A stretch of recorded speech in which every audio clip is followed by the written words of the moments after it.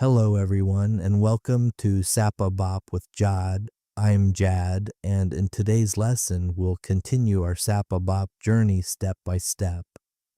In the first lesson, we created our first ABAP program and displayed Hello World using the write statement. In this lesson, we will learn how to use variables and simple data types in ABAP. You can think of a variable as a small storage location where values can be stored and used later in the program. Open transaction SE38, create a new program named z_variables and save it as a local object.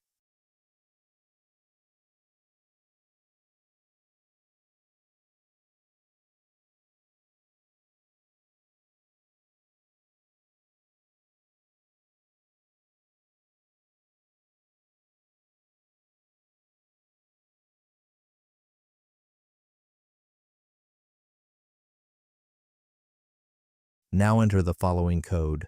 Now let's go through the code step by step.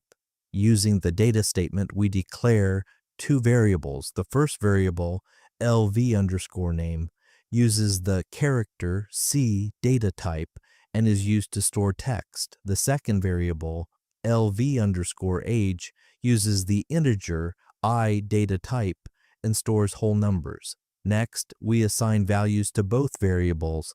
Finally, we use the write statement to display the values on the screen. Now check the program for syntax errors, activate the program, finally execute it by pressing F8.